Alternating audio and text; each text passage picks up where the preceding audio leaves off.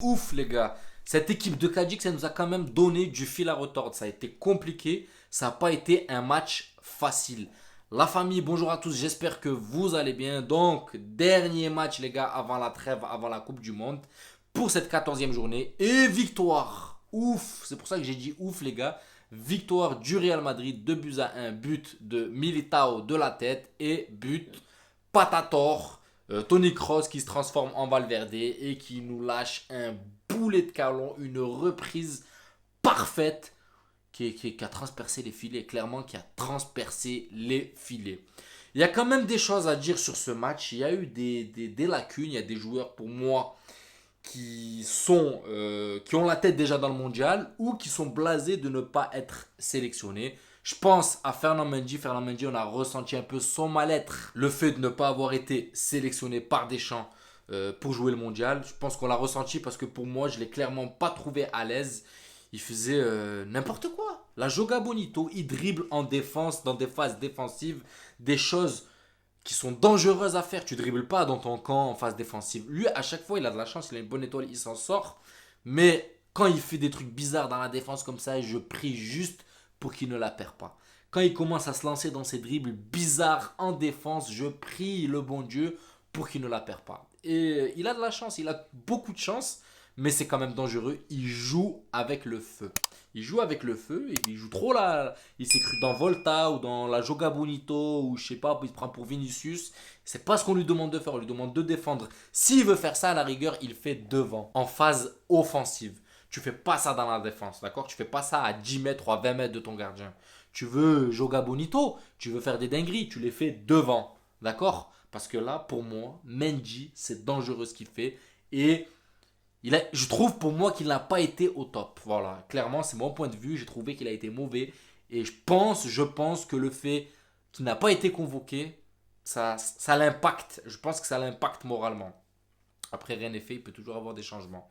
Je parle d'équipe nationale, mais ça, c'est un autre sujet. On en reviendra sur une autre vidéo. Ensuite, côté Vasquez, donc je commence par cette défense. Hein. Côté Vasquez, je ne vais pas vous mentir, les gars. Lucas Vasquez, il a fait 15 000 centres. C'est bien, il multiplie les centres. Mais il n'en a mis aucun sur une tête ou sur un pied d'un joueur du Real Madrid. Tout a fini chez Cadix. Tout a fini chez les joueurs de Cadix. Donc tes centres, ils servent à rien. Mon point de vue sur Vasquez, les gars, vous le connaissez. Pour moi, ce joueur, c'est un dépanneur. C'est juste du dépannage. C'est pas un joueur sur qui tu peux compter en tant que titulaire. Là, il a fait le taf parce que ça reste une équipe comme Cadix. Mais au très haut niveau, Lucas Vasquez, pour moi, ne fera pas l'affaire clairement. Carvaral est fatigué. Et c'est là où j'en reviens à Carlo Ancelotti qui nous dit que cette équipe va finir l'année. On va pas recruter. Je comprends pas les gars, je suis hors de moi. J'arrive pas à comprendre que il est aussi serein, aussi confiant avec son équipe actuelle et qui dit que au mercato hivernal, on va pas recruter.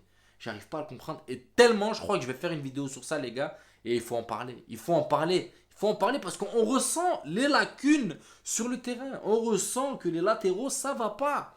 Les latéraux ça va pas. La défense centrale, pour moi, elle a été brusque. Militao, Alaba, ils sont vite mis un peu dans la merde dès le début en prenant un carton jaune chacun. Et voilà, quand tu es défenseur central et tu prends un jaune, tu peux pas jouer en sûreté. Tu peux pas jouer en sûreté, même si l'arbitre n'y est pas pour rien. Hein, parce que l'arbitre, il a été, pour moi, en première mi-temps, très mauvais. Il distribue les cartons jaunes au Real Madrid. Les autres, ils ont fait 15 000 fautes. Vinicius, ils l'ont graillé pratiquement. Ils l'ont mangé par terre. Ça lui a arraché les cheveux. Ça a mis des droites à Rodrigo. Et aucun carton jaune. Par contre, nous, une erreur. Allez, carton jaune, ça a distribué. Donc pour moi, l'arbitre, les gars, il a sa part de responsabilité sur ces deux cartons jaunes de la défense centrale. Mais voilà, nous aussi, il faut quand même. Il faut être limite un peu sur nos interventions sur les attaquants adverses. Surtout à cette équipe de Cadix quand même, où il ne fallait pas la sous-estimer. Je savais très bien que cette équipe, les gars, une équipe qui a gagné l'Atlético au dernier match, qui fait match nul contre Villarreal, qui fait match nul contre l'Espagnol, qui fait match nul contre le Betis, c'est pas une équipe à sous-estimer. C'était sûr que ça allait pas être une promenade de santé, les gars. On est arrivé avec du sérieux, on a mené le match avec sérieux et il fallait. Heureusement qu'on n'est pas arrivé en claquette chaussette comme au dernier match. On est arrivé sérieusement et heureusement qu'on finit avec la victoire. Tout ça grâce à un très gros travail de Tony Kroos. Tony Kroos, les gars, passeur-buteur. Et quel but de la reprendre comme ça. Il n'y a que Kroos qui peut faire ça. Valverde, il te le fait, mais il déclenche les frappes du sol. Et Kroos, il n'y a que lui vraiment qui est capable de te prendre une reprise de volée comme ça et te la mettre bien droite. Elle fait ni ça, bam, dans le filet. Donc Kroos, les gars, très gros match de Kroos. Toujours avec ses transversales pour orienter le jeu.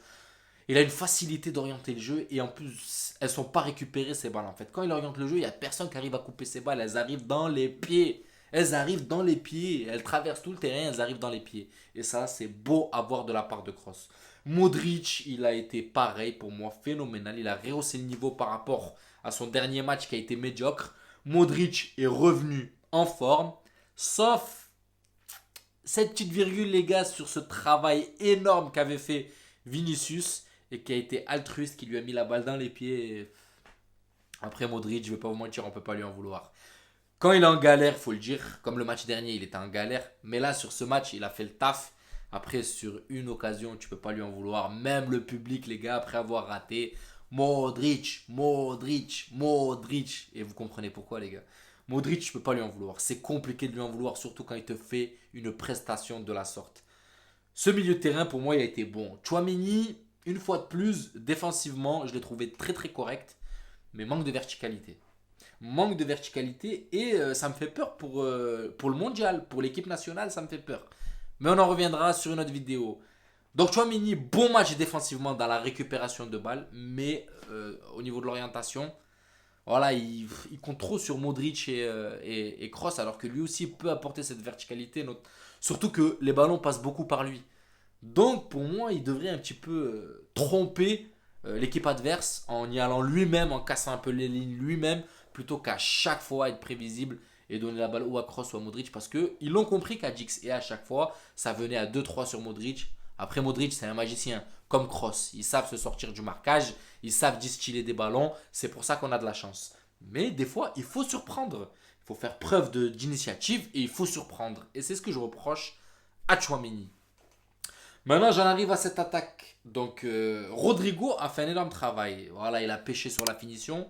Il ne peut pas tout le temps être bon, mais il a fait un très bon travail. Un travail où il a dérangé, il essaye un peu de... Voilà, il a fait un taf de neuf à vouloir déranger, à emmerder un peu cette défense adverse. Malheureusement, dans la finition, il a pêché. Après, Rodrigo, c'est Rodrigo. On ne peut pas lui demander d'être bon sur un côté, d'être bon devant, même si là, on est vraiment en train de le replacer devant. Mais sachant qu'il y a Benzema qui va revenir un jour et on va le redécaler à droite ou à gauche. Vous voyez ce que je veux vous dire? Et il est vraiment pas avare dans l'effort. On voit qu'il est là, il court, il essaye de défendre, il essaye d'attaquer, il essaye de combiner. On peut pas lui en vouloir. Maintenant, j'en arrive à Vinicius.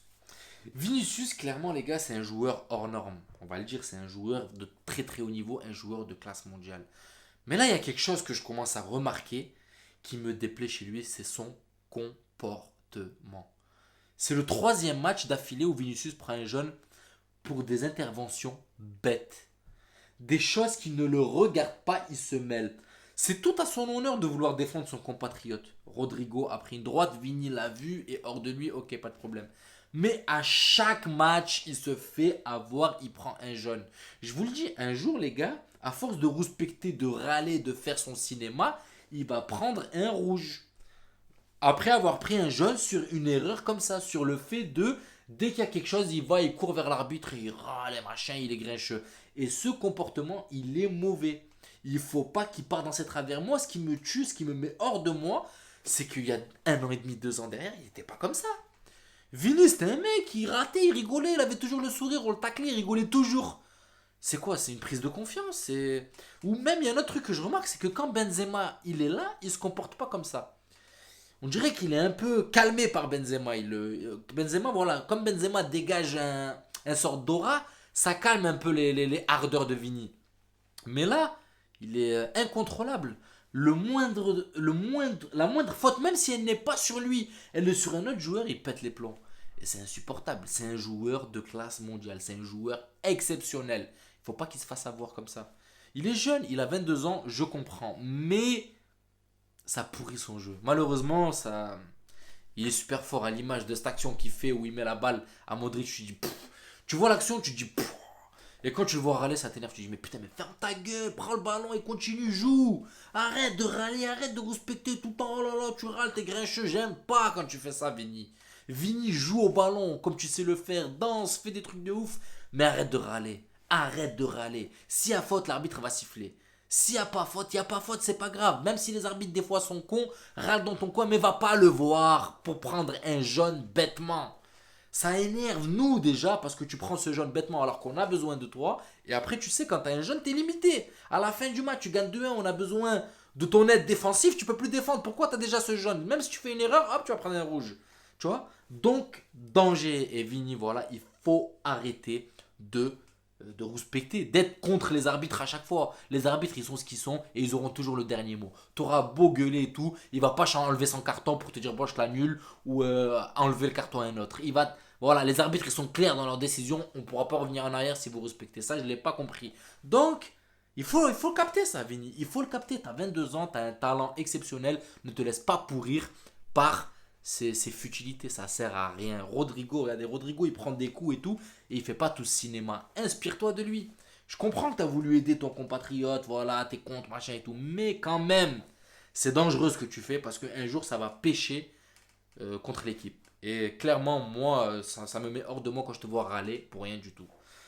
J'en arrive à Valverde. Valverde fait un bon match un peu en dessous par rapport à ce qu'il a l'habitude de nous montrer, mais dans la globalité, il n'est pas avare d'efforts pareil. Et il est toujours là, à l'image ou à la 87e, 88e. Il est là, il revient défendre, il revient aider. Donc Valverde, même s'il ne met pas de but, il ne met pas de patate à tort, il est toujours là et c'est important pour nous. Après, il y a Courtois, je ne vais pas vous mentir les gars. Courtois c'est un des meilleurs gardiens du monde, si ce n'est le meilleur gardien du monde. Moi, je l'appelle Captain America. Mais depuis son retour, pour être honnête, et ça reste que mon point de vue, vous pouvez me dire dans les commentaires si vous êtes d'accord avec moi ou pas. Depuis son retour, depuis qu'il a son retour de blessure, je le trouve hésitant. Je sais pas si vous voyez la même chose que moi, mais je le trouve hésitant. Là, sur ce but que Mekadix, pour moi, avant sa blessure, il attrape cette balle. Et il la repousse pas avec ses pieds. Pour moi, cette balle, il la chope. Et là, je sais pas, je le trouve. Peut-être c'est une illusion, peut-être c'est moi qui. Je me braque sur lui, je sais pas. Mais en tout cas, c'est ce que je remarque. Dites-moi ce que vous en pensez. Mais je trouve que Courtois, est-ce que lui aussi, il a déjà la tête au mondial? Je sais pas. Voilà la famille. Donc, ce qu'on retient, c'est victoire. On est à 2 points du Barça. Le chemin est long parce que là maintenant il y a une longue trêve qui va durer une vingtaine ou une trentaine de jours. Je pense que ça reprend le 8 janvier, il me semble. En tout cas, moi je vais être là pour débriefer les matchs de l'équipe de France les gars, pour débriefer les matchs du Maroc aussi. Et je débrieferai les matchs, je parlerai de l'actualité du Real Madrid quand on aura de l'actualité, vous inquiétez pas. En tout cas la famille, ce que je retiens c'est victoire du Real Madrid dans la douleur, mais victoire quand même. On est là, on recolle. Et voilà, j'espère que la vidéo vous a plu. N'hésitez pas à vous abonner et à liker, ça donnera de la force à la chaîne. Et je vous dis à la prochaine vidéo et prenez soin de vous. Ciao la famille.